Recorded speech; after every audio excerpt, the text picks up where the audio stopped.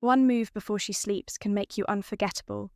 Not a trick, not a script, just presence she can feel. If you're like most men, you work hard, you're decent, and women like you, but they don't stay fascinated. Your messages are polite, your dates are fine, but the spark fades slowly, silently. You try more effort, longer texts, bigger compliments, faster replies. Instead of desire, you get thank yous and distance. It's not because you're boring. It's because your energy feels scattered, reactive, unsure. Tonight, we change that. We're going to make her mind do the work while you stay calm. This isn't manipulation, it's discipline. 10 simple shifts grounded in Stoicism complement what others miss. Hold your frame under pressure. Remember the details. Look like a man who leads himself and speak with timing and tone that carry weight.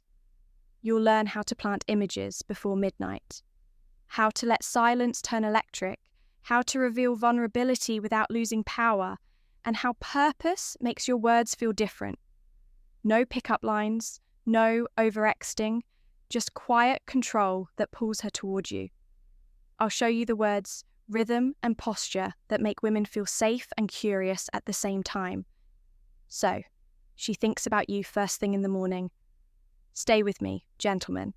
The difference between forgettable and addictive is smaller than you think, and it starts tonight. Let's get into it. Number 1, compliment what no one else notices. 1. Compliment what no one else notices.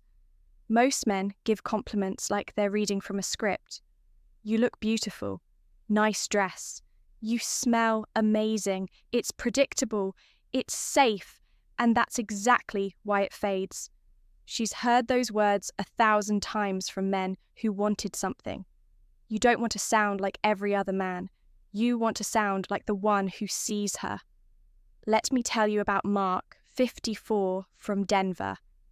He'd been divorced for 3 years when he met Lisa, 51 through mutual friends. She was sharp, confident, but distant, the kind of woman who'd learned to filter out flattery. Mark was used to complimenting women on appearance, and it never stuck. One night, after a group dinner, he noticed something different. When she told a story, she lightly tapped the table twice before making her point. It was subtle, rhythmic, a sign of her confidence and her nervous energy blending together. The next day, instead of sending the usual, "Had a great time," he wrote. "I like how you tap the table before you speak. It's like your thoughts are too quick for your words. No emojis, no overthinking, just observation turned intimacy." Her reply immediate. "You actually noticed that?" And in that moment, he separated himself from everyone else. Because here's the truth. A woman doesn't crave the compliment itself. She craves the feeling of being seen. That's the psychology behind this. Most people walk through life unseen. When you recognize something small, the way she tilts her head when she laughs, the color she wears when she's unsure, the way her voice changes when she talks about her passion, you're signaling emotional intelligence. You're telling her, "I see the real you," without ever saying those words. It's a powerful form of attraction because it bypasses vanity and goes straight to identity. And that's where obsession begins, when someone feels understood. But here's the key. Never overdo it. You're not cataloguing details like a detective. You're noticing them like a poet. Calmly, naturally, sparingly. The Stoics would call this awareness without attachment. Marcus Aurelius wrote, "Observe without judging, act without needing." That's exactly the mindset. You observe details not to manipulate, but to connect. Because women can tell when a compliment is strategic versus when it's authentic. Authentic observation feels grounded. It doesn't come from need, it comes from presence. When Mark started doing this, his whole energy changed. He wasn't trying to impress anymore. He was paying attention fully. That shift alone made Lisa lean in more. She began texting first, sending pictures of random things she knew he'd notice, like a coffee mug with a pattern similar to one he'd once mentioned. That's not coincidence. That's attachment through recognition. So, the next time you're with her, slow down. Watch the micro-expressions. Listen between her words. Compliment the invisible. Say something like, "You have this small pause before you laugh. It's my favourite part." Or you look calm when everyone else is rushing. It's rare, simple, precise, sincere. And after you say it, let silence do its work. Don't rush to add more. She'll fill the quiet with thought, and those thoughts will be about you. Because when a woman realizes you notice what no one else does, you stop being part of her world. You become the man who understands it. If you've ever seen that flash of surprise in her eyes when she realizes you really noticed, write, "I see details below," and stay here because next we'll explore what happens when you stop trying to prove power and start embodying it. 2. Calm is the rarest form of power. Number 2, calm is the rarest form of power. Most men lose attraction not because they lack confidence, but because they lose composure. The moment a woman tests their patience, questions their intentions, or pulls back, they react. They text faster, talk more, explain, defend. What they don't realize is this: the second you react, you've handed over your power. Calm isn't just a personality trait. It's a form of emotional dominance. It's quiet, grounded, unshakable energy that tells her you're not moved by chaos. You contain it. Every woman, consciously or not, looks for that because when she pushes, it's not to provoke you. It's to see where your center lies. You can't fake calm. You either have it or you don't. And the way you build it is through control, not of her, but of yourself. In Stoicism, calm is the result of training the mind to separate what's inside your control from what isn't. Epictetus said it best: it's not what happens to you, but how you react to it that matters. The same applies in attraction. When she's distant, when she challenges you, when she tests your mood, that's not a problem. That's your arena. The calm man doesn't chase reassurance. He doesn't need to fix the silence. He lets space breathe because he knows his presence is still felt. And that's the paradox. When you stop trying to hold on, she feels safer holding on to you. This kind of composure isn't passive. It's charged stillness. It's the quiet authority that says, "I'm not going anywhere, but I'm also not bending." That balance between stability and independence is magnetic. It tells her you're grounded in something deeper than desire, self-mastery. From a psychological perspective, calmness activates trust. When a man reacts anxiously, it signals uncertainty and emotional volatility. But when he remains still, even in tension, her nervous system sinks to his. She feels safe even when she doesn't understand why. That's the secret of attraction most men never learn. You don't need to impress her. You need to regulate. You picture this. You send a text. She doesn't reply for hours. Most men panic. They double text. They spiral. A Stoic man reads the silence differently. He doesn't interpret it as rejection. He sees it as space. And space is where clarity grows. When she finally does reply, he answers from calm energy, not stored up frustration. That difference is everything. She reads your tone, not your words. Calm tone equals strength. Reaction equals insecurity. Marcus Aurelius once wrote, "You have power over your mind, not outside events." Realize this, and you will find strength. This isn't just philosophy, it's emotional strategy. The modern world runs on overstimulation. Everyone reacts. Everyone overshares. Calmness is now rare, and rarity is always valuable. That's why a man who moves slow, speaks little, and holds steady becomes unforgettable. So when tension rises, whether in conversation, in silence, or in intimacy, slow your breath. Don't rush to fill the air.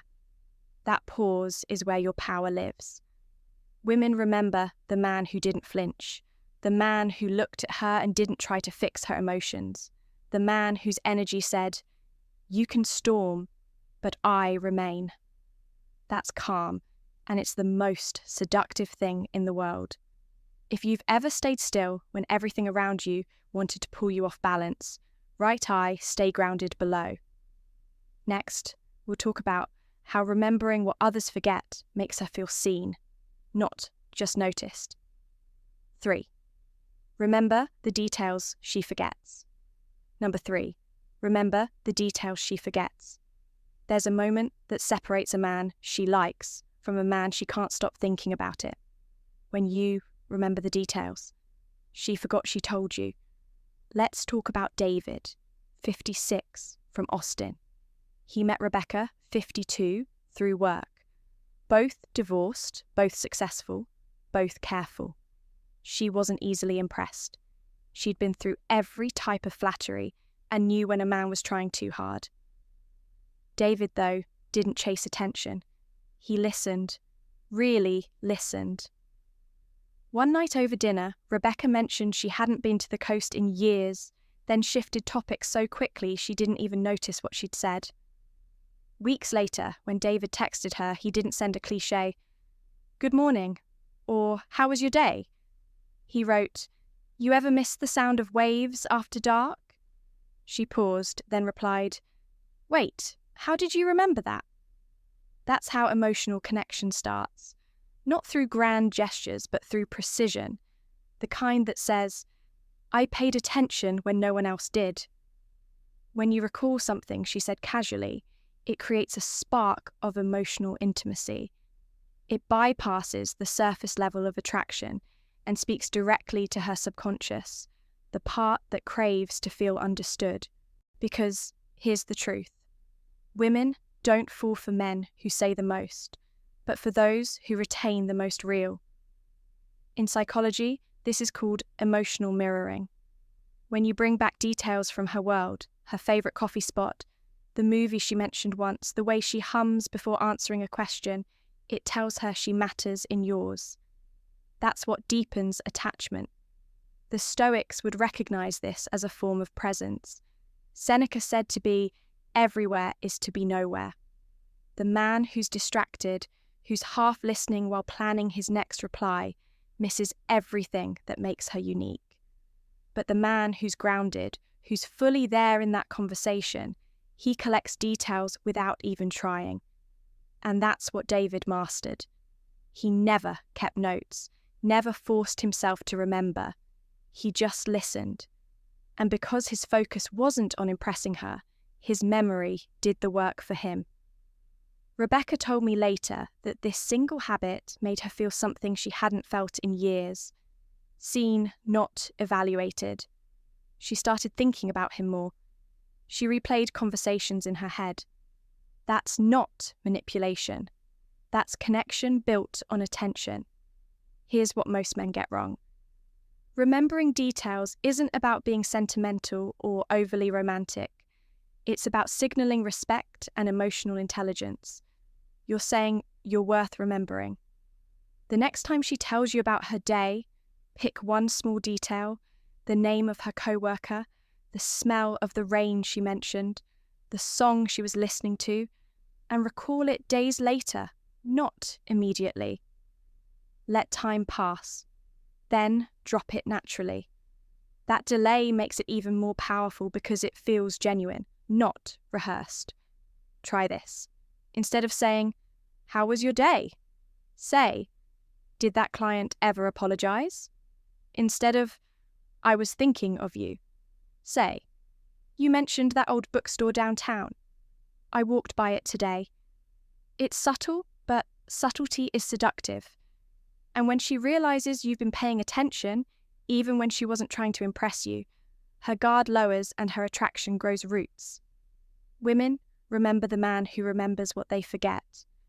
It's that simple. If you've ever noticed something small that changed the way she looked at you, write, "I remember details below," because next we'll explore something just as powerful: how your image, your stillness, and your presence speak louder than any words ever could. Number 4, look like you 4. Look like you lead yourself. Lead yourself. You can't attract a woman who respects strength if you don't look like a man who leads himself.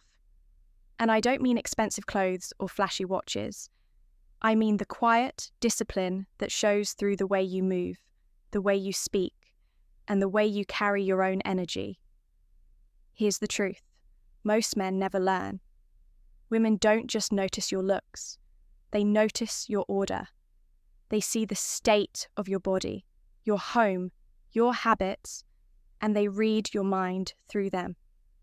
You can tell her you're confident, or she can see it before you open your mouth. The second is always stronger. When a man leads himself, his appearance becomes a language. His clothes are clean but not loud. His posture is upright but relaxed. His speech is measured, never rushed, never begging for approval.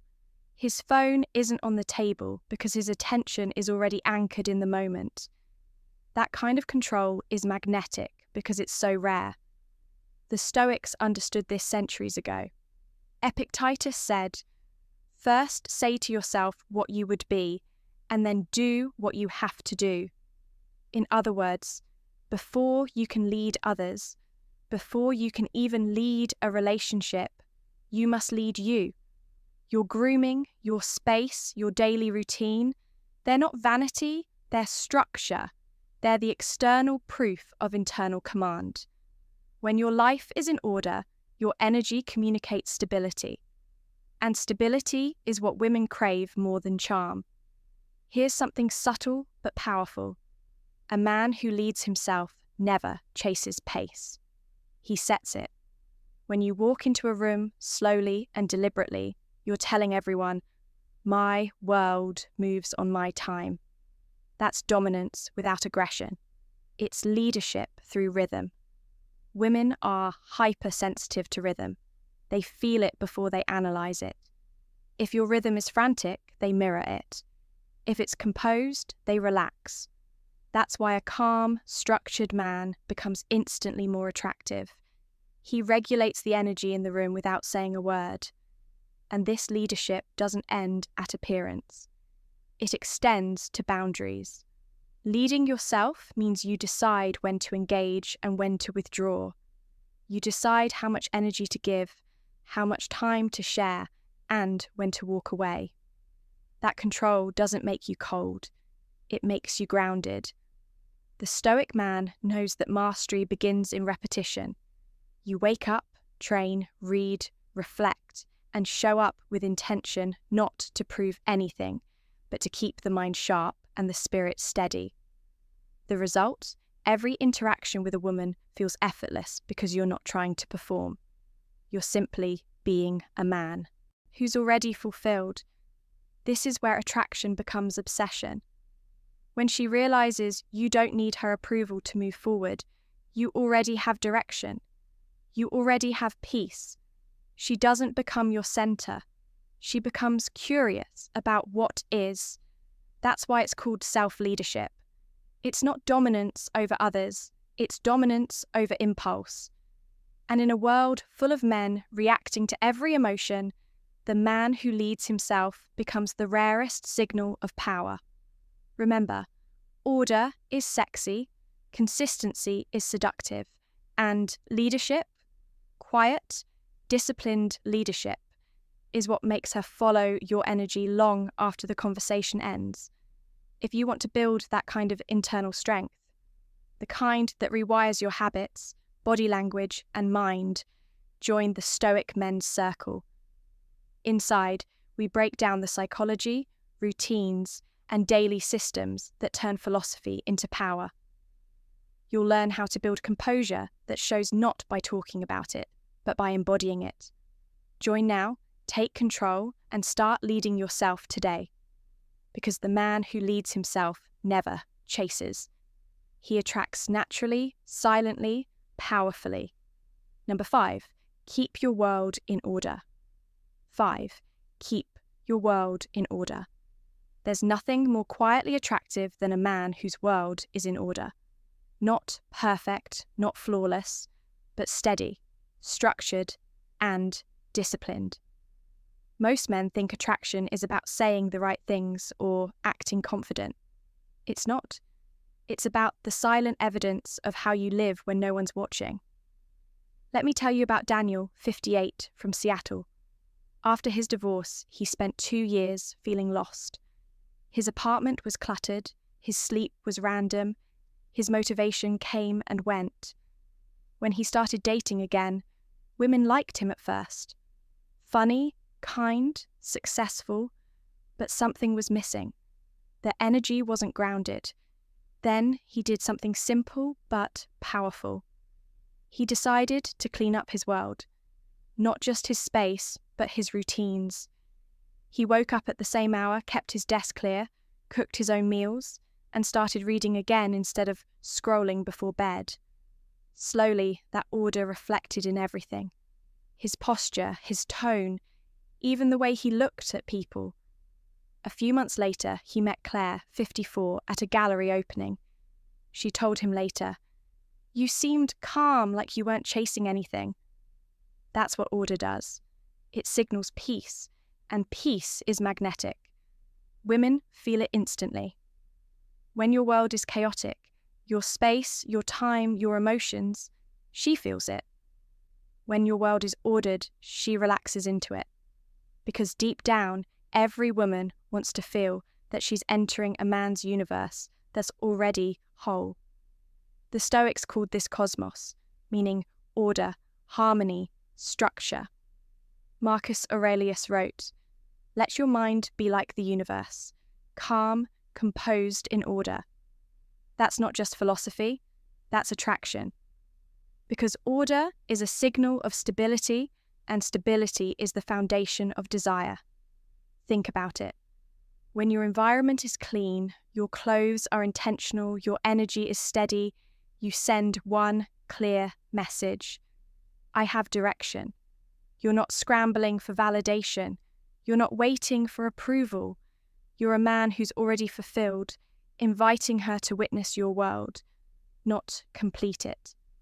That's the subtle but powerful shift. Most men, subconsciously, look to a woman to organize their chaos emotionally, mentally, even physically. But when you bring order first, she sees you differently. You become a source of calm, not a request for rescue. Daniel told me something interesting. He said, "When I fixed my space, I stopped feeling desperate." That's the hidden reward. When your life is organized, you stop chasing because you already feel centered. That energy changes everything. Your voice, your eye contact, even your silence, and women sense it. Claire later admitted, "It wasn't your words that attracted me. It was your stillness." Order is masculine energy in motion. It's proof of mastery. Here's the truth. You don't have to live like a monk or control every detail. You just need visible signs of structure, your workspace, your habits, your schedule, because those little details communicate a lot more than compliments ever could. So tonight, look around your environment. Ask yourself, does this reflect the man I want to be? If the answer is no, start small. Clean your desk, fold your clothes, finish one task completely before starting another. This isn't about control, it's about clarity. Because when your world is in order, you don't need to say much. She'll feel it the moment she steps into your space. And that's when fascination starts.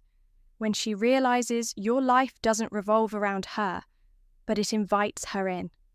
If you've ever noticed how peace draws people towards you without effort, write, "I live in order below," and stay here 6. Find the edge that makes you magnetic.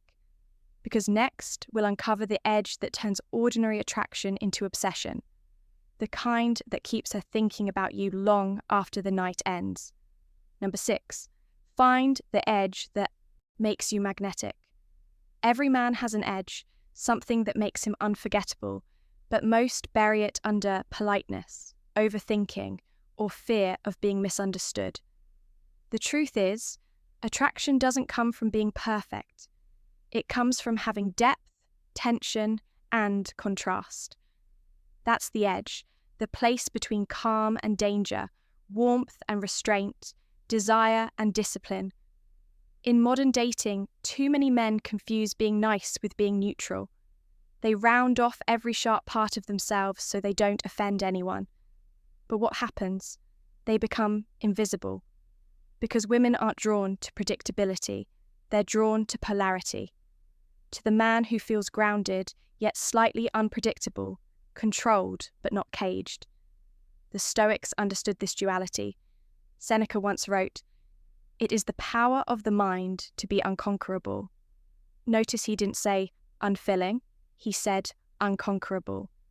That means you can have fire inside, but it doesn't consume you. It fuels you. Your edge is what gives you that presence, the thing people can't quite label.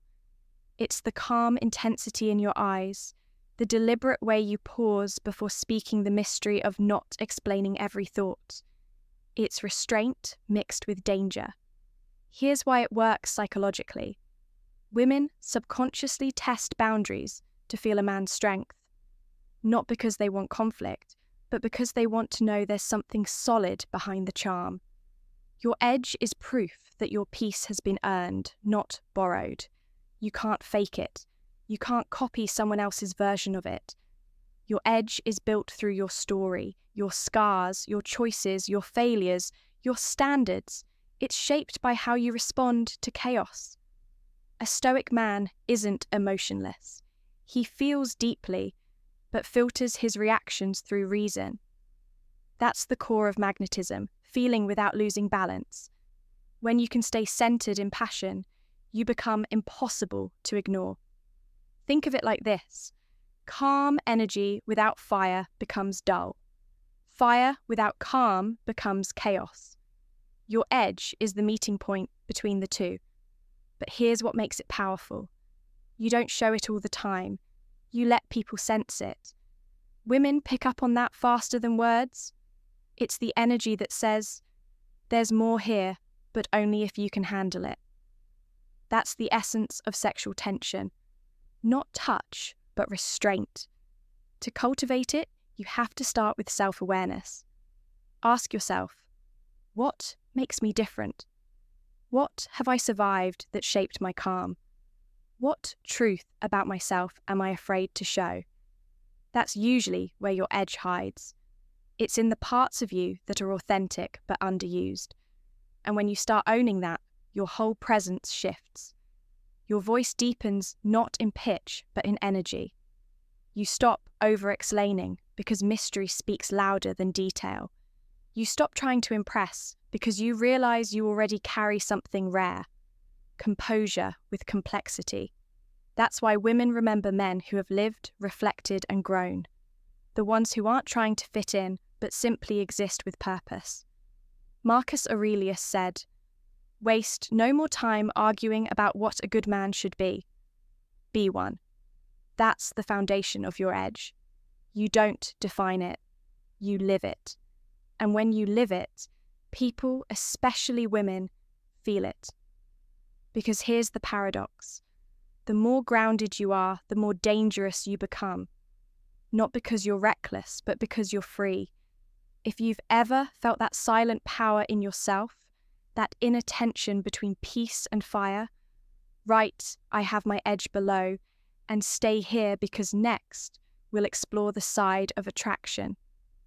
Most men misunderstand the kind that comes not from strength alone, but from showing just enough vulnerability to make her lean closer. Number 7. Show 7. Show vulnerability like a man. Vulnerability like a man.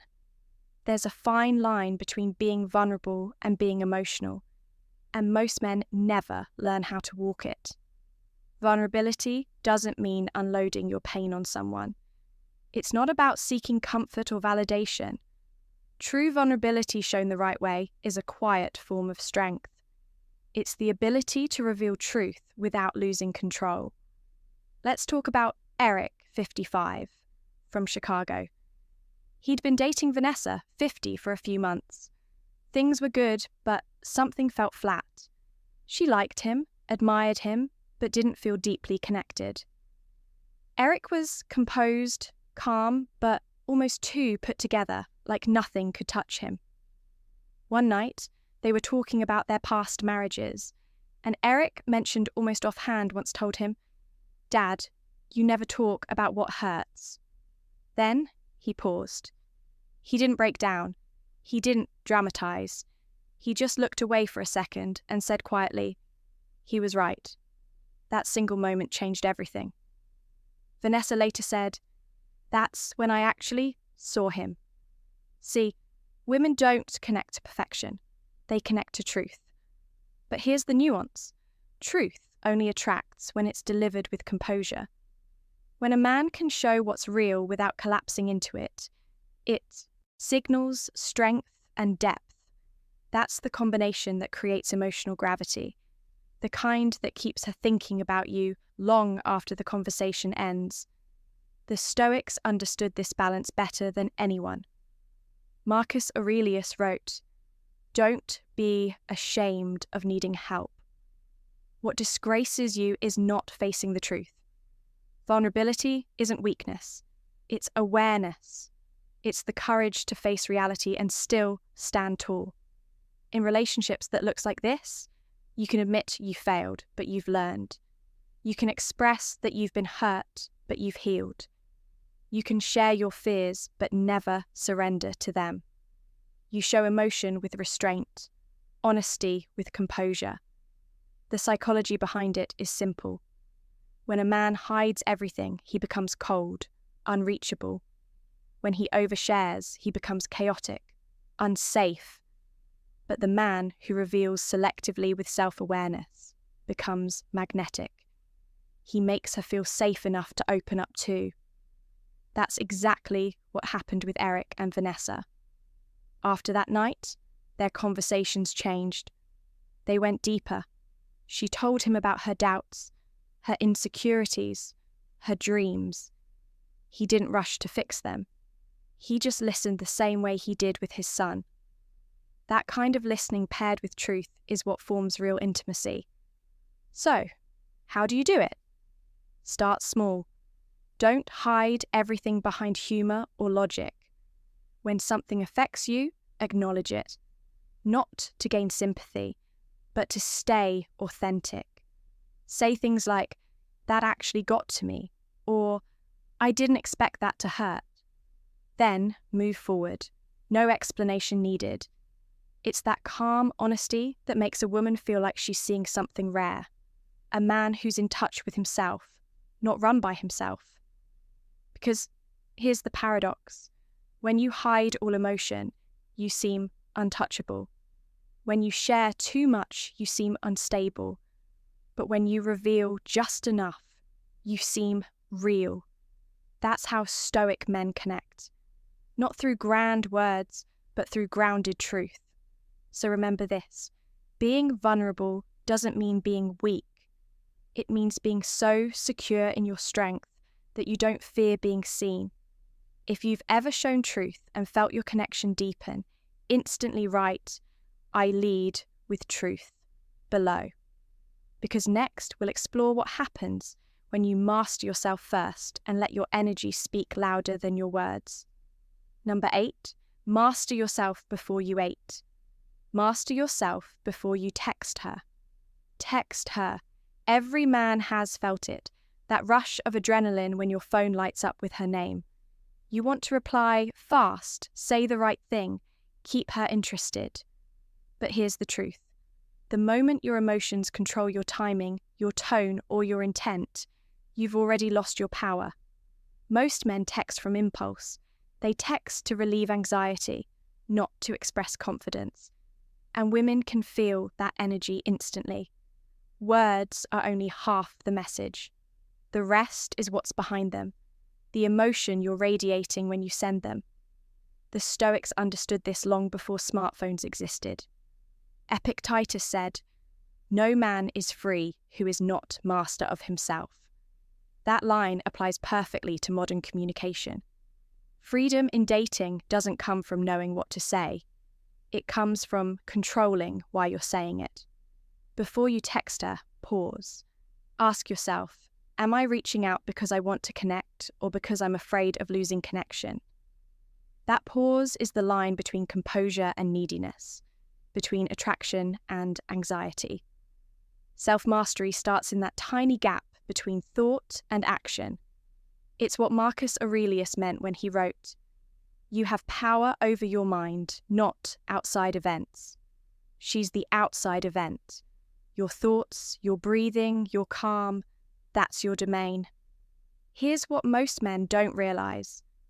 When you send a message from stillness, not urgency, your words carry more weight. Even something as simple as, "How was your day?" feels different when it's not fueled by nervous energy. Women sense emotional rhythm. When your energy feels settled, she relaxes.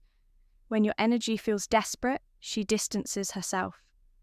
Attraction isn't built through constant contact. It's built through emotional contrast. Space and timing are the unspoken parts of desire. You can't master communication until you've mastered reactivity. The Stoics trained themselves to detach from impulse, not to suppress emotion, but to redirect it. That's what texting should be, a reflection of calm direction, not emotional chaos. Take this mindset before you text. Slow your breath. Observe what you're feeling. Excitement, curiosity, fear, and let it settle. Only then decide what to say. That 30-second delay changes everything. Because when your emotions settle, your tone shifts. Your words become lighter, more confident, more playful without effort. You stop trying to win her attention. You start sharing your presence. This isn't about playing hard to get. It's about being hard to shake.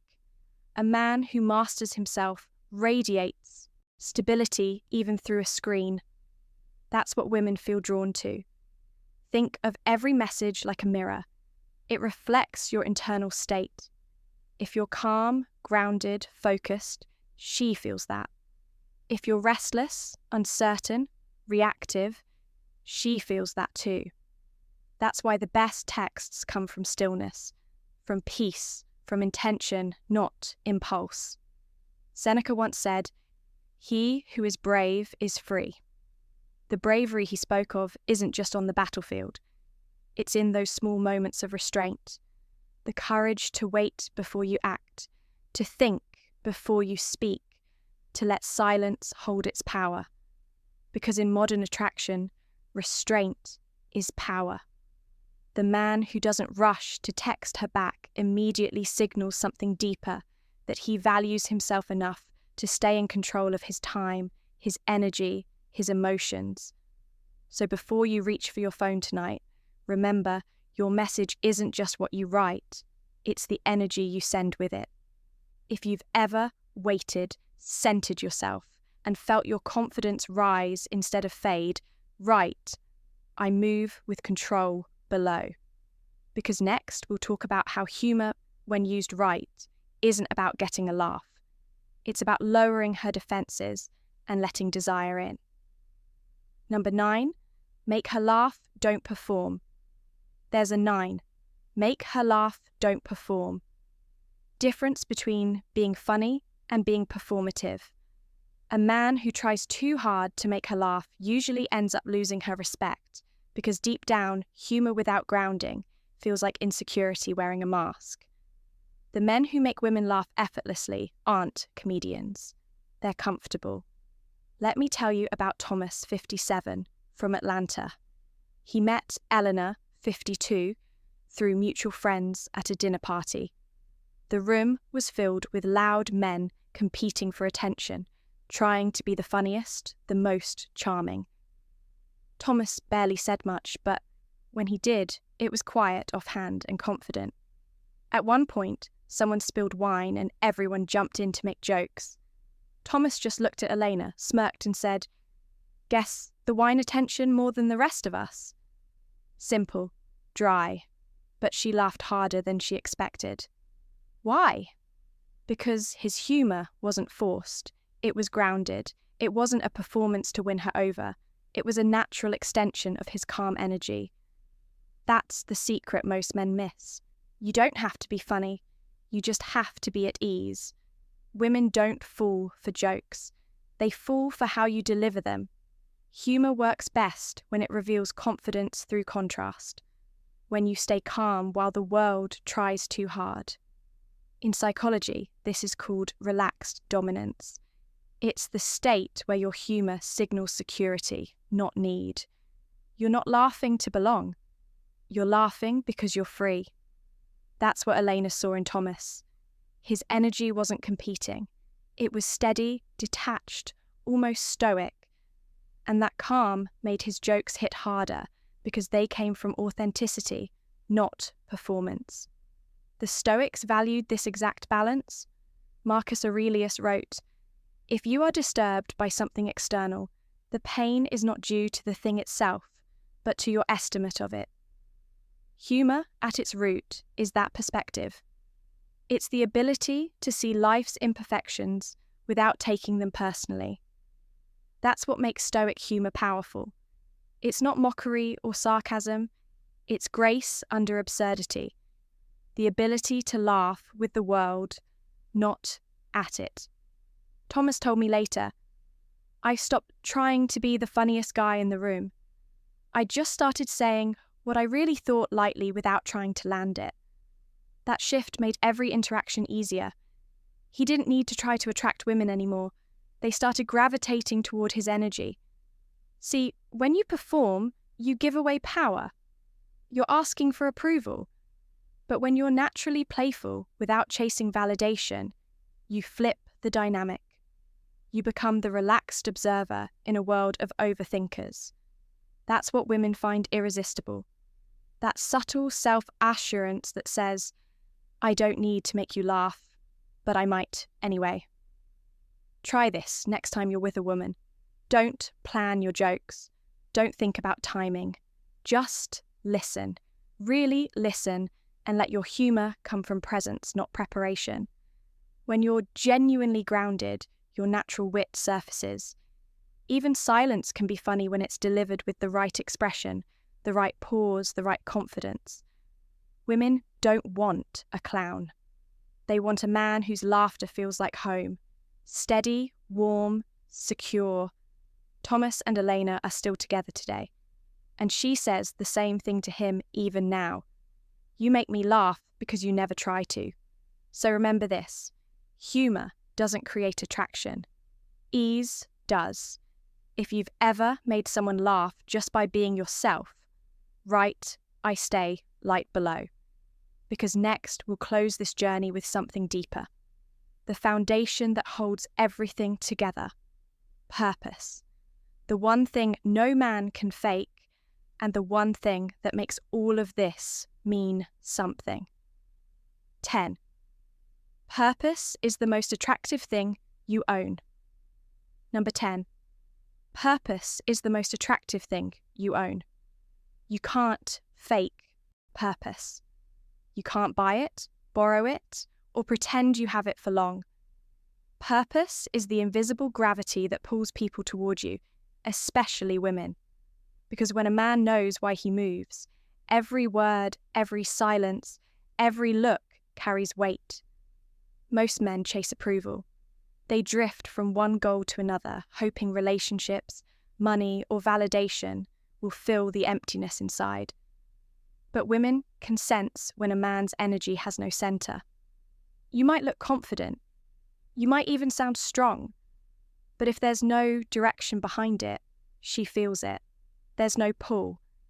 Now contrast that with a man who has purpose. He doesn't need to chase attention. His presence already commands it. Not because he demands respect, but because he embodies it. He's not reacting to life, he's directing it. That's what Stoicism teaches at its core. Marcus Aurelius said, "A man's worth is no greater than the worth of his ambitions." Purpose gives a man his worth, not his looks, not his success, but the way he orients his life around something bigger than comfort. Purpose isn't about a career or a mission statement. It's about alignment. It's the quiet decision to move forward every day with integrity, even when no one's watching. When you have that, your energy changes. You speak slower, stand firmer, and stop over-explaining yourself. You stop needing people to understand you because you already understand yourself. And that kind of self-standing is intoxicating. Women don't fall for men who make them their purpose. They fall for men who have a purpose that inspires them. The man who knows his path doesn't beg for attention. He invites her to walk beside him. Not in front, not behind, but beside. Think of how purpose changes even your smallest actions. When you text, it's not to fill space, it's intentional. When you work, it's not to impress, it's to build. When you rest, it's not laziness, it's recovery.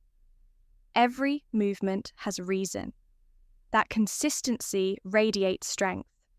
In psychology, this is called directional confidence. People feel drawn to someone whose actions consistently point in one direction, not because of what he says, but because his energy feels stable. Women pick up on that instinctively. It's biological. A man with purpose feels safe not because he's predictable, but because he's reliable. And when your life has direction, attraction becomes effortless. You don't chase chemistry, you create it through focus.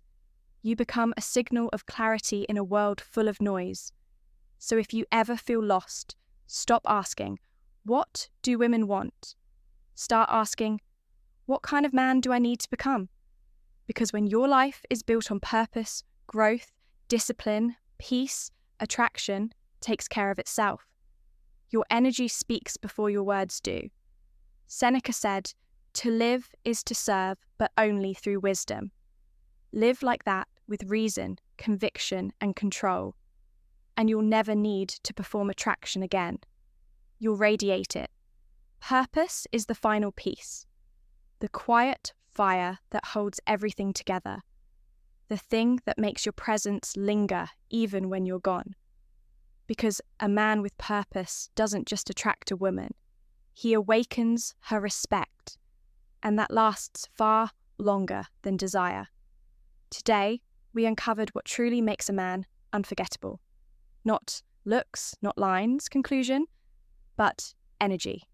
The kind that comes from stillness, purpose, and control. We talked about presence, about leading yourself before leading anyone else. We explored calm as power, order as magnetism, humour without performance, and vulnerability without losing strength. And in the end, we came back to the foundation purpose, the quiet fire that shapes every move, every word, every silence. This is what Stoic masculinity looks like in the modern world. Discipline with warmth, mystery with direction, strength without noise. When you master that balance, attraction stops being something you chase. It becomes something you command. If you're ready to take this further, to turn Stoic philosophy into daily strength, confidence, and leadership, join the Stoic Men's Circle. It's where modern Stoic men refine their mindset, build composure, and master emotional discipline together. And if you haven't yet, make sure to subscribe to the channel and turn on notifications so you never miss the next lesson on masculine power, psychology, and self-mastery. Thank you for watching. Stay grounded, stay intentional, and I'll see you tomorrow.